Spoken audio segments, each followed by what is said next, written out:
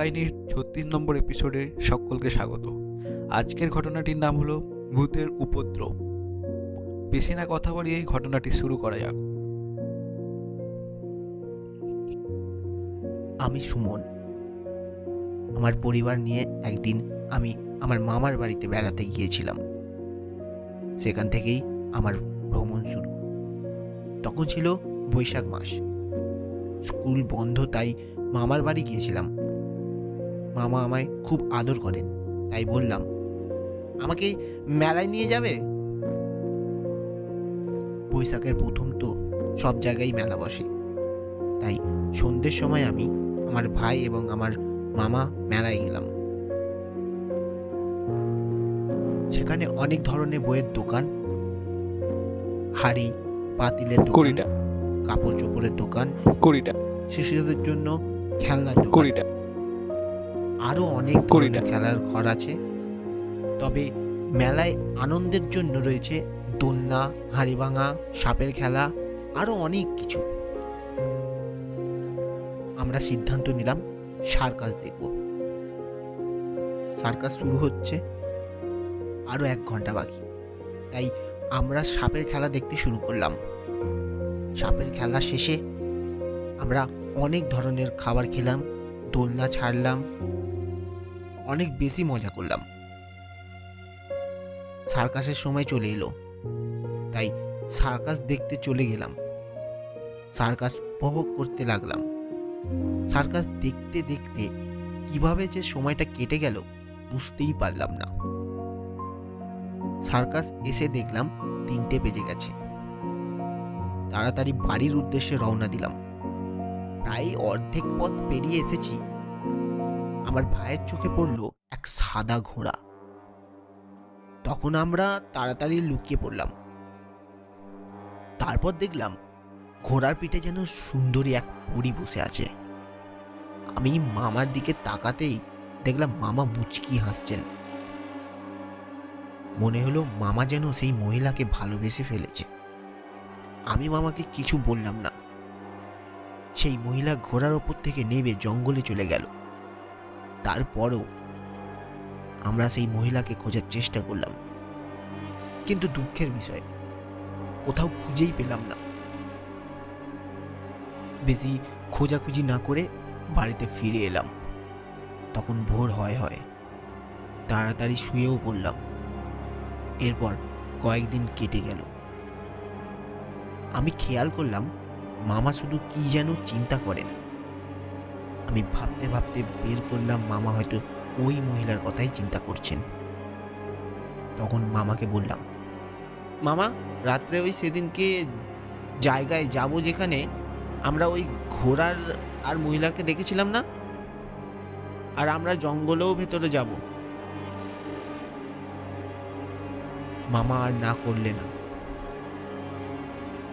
সেদিনই রাতে সকলে ঘুমিয়ে যাওয়ার পর আমরা 3টার দিকে বাড়ি থেকে চুপি চুপি বেরোলাম।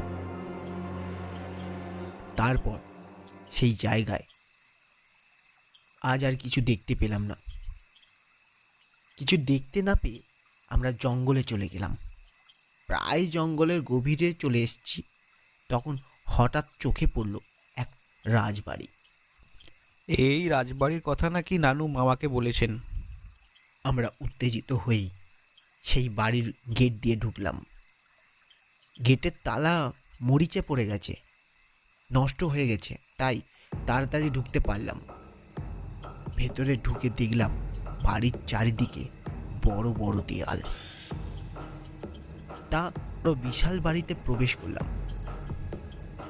বাড়িতে প্রবেশের জন্য রয়েছে বিশাল দরজা। বাড়িতে প্রবেশ করতেই দরজা বন্ধ হয়ে গেল। আমরা ভয় পেয়ে গেলাম। দেখলাম বিশাল বড় ঘর এবং ঘরে এক পাশে সিঁড়ি। আমরা সিঁড়ি দিয়ে উপরে উঠতে দেখলাম অনেকগুলো ঘর। সেই ঘরগুলোর কোন একটা থেকে খুব মধুর কণ্ঠে ভেসে আসছে সঙ্গীত। আমরা এগিয়ে গিয়ে দেখলাম সেই মহিলা পিয়ানোর সামনে বসে সঙ্গীতের পরিবেশন করছে। তারপর হঠাৎ পুরনো অন্ধকার বাড়িটা আলোতে পরিপূর্ণ হয়ে গেল। সব পুরনো স্মৃতি মুছে রাজবাড়িটা জেগে উঠল, যেন রাজপ্রাসাদ নয়, স্বর্গ। তখন দুই লোক এসে আমাদের স্বাগত জানিয়ে সেই ঘরের ভেতর নিয়ে গেল, যেখানে সেই মহিলা সঙ্গীত পরিবেশন করছে। তখন দেখলাম সেই মহিলা আসলে শুধু মহিলা নয়, এই রাজ্যের রানী, রানী স্মিত। বাংলা যেতে যেতে রানী স্মিত এর উদ্দেশ্যে সম্মান প্রদর্শন করলাম। আমরা যখন ঘরের মধ্যখানে প্রবেশ করলাম, তখন দেখলাম একটা ফুল পড়ে আছে। আমি সেই ফুলটি হাতে নিতেই রাজপ্রাসাদটি আগের মতো হয়ে গেল। তখন গ্রানি স্মিত আমাদের দিকে এগিয়ে এলেন। মনে হলো তিনি আমাদের মেরে ফেলবেন। ঠিক সেই সময় এক যুবক এসে রানীকে বাধা দেন এবং আমাদের চলে যেতে বললেন। আমরা তাড়াতাড়ি রাজপ্রাসাদ থেকে বেরিয়ে বাড়ির দিকে ছুট লাগালাম। পরের দিন জানতে পারলাম রাজবাড়ির পাশে এক যুবকের লাশ। আমি আর মামা তাড়াতাড়ি রাজবাড়ির দিকে রওনা হলাম। পৌঁছে দেখলাম কাল রাতে সেই যুবক। খোঁজ খবর করে জানতে পারলাম সেই যুবক নাকি 100 বছর আগে হারিয়ে গেছিল। সেদিন রাতে ঘটল অগ্নিয় কাণ্ড। আমার মামার গোয়াল ঘরে আগুন ধরল। খুব তাড়াতাড়ি গরুগুলোকে বের করা হলো। এরপর আগুন নেভানো হলো।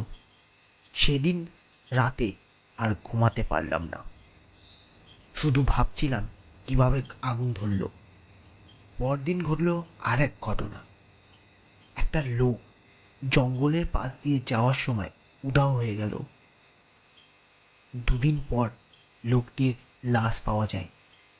আমি আর মামা বুঝতে পারলাম এটা রানী স্মিতর কাজ। তাই আমরা সিদ্ধান্ত নিলাম রানী স্মিতকে শিক্ষা দিতে হবে। আমরা সেদিন রাতে রাজপ্রাসাদে গেলাম। রানী স্মিত আমাদের আমন্ত্রণ জানালেন এবং জোরে জোরে হাসতে লাগলেন। হাসির আওয়াজ।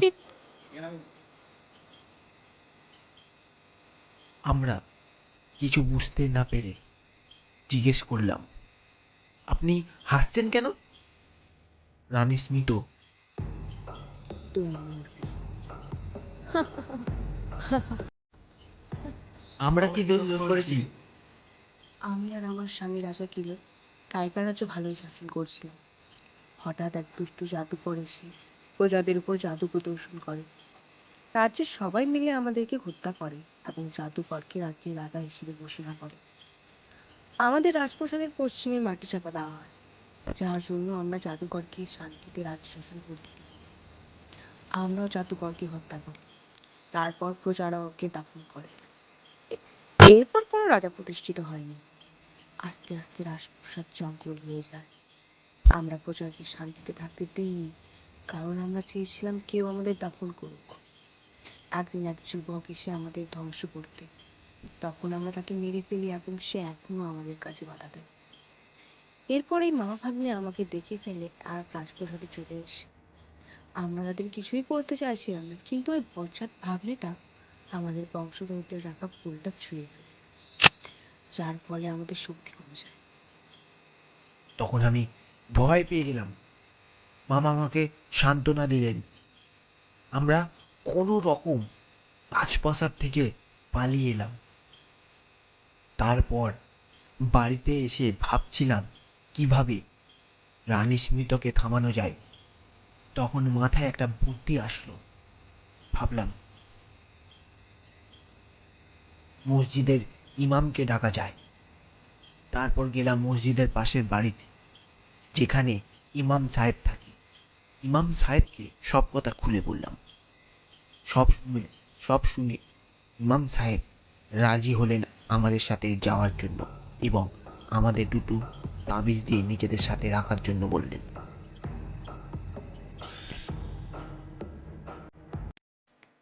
আজকের এপিসোড নাম্বার 36 আপনাদের কেমন লাগলো অবশ্যই জানাবেন এবং আপনাদের কাছে যদি এরকম কোনো ঘটনা বা গল্প থেকে থাকে অবশ্যই আমাদের ইমেলে পাঠাতে পারেন, আমাদের ইউটিউব চ্যানেলে দেওয়া আছে এবং আপনারা ডেসক্রিপশনেও দেখতে পেয়ে যাবেন। আজকের গল্পের সূত্রধারে ছিল রিতম অ্যান্ড গল্প পাঠে অয়ন and বিভিন্ন চরিত্রে অয়ন, রিতম, পারমিতা। এডিটিং ও সাউন্ড এফেক্টে রিতম, গ্রাফিক্সে অয়ন। এবং তার সাথে বলে রাখি, আমাদের ঘটনা কাহিনীতে নতুন কিছু মেম্বার জয়েন করেছে ইতিমধ্যেই, তো তাদেরকে অসংখ্য ধন্যবাদ ঘটনা কাহিনীর চেয়ে। এবং আমাদের ঘটনা কাহিনী চ্যানেলে প্রত্যেক রোববার নতুন নতুন ঘটনা আসতে থাকবে। দেখা হচ্ছে নেক্সট এপিসোডে। সবাইকে শুভ ধন্যবাদ।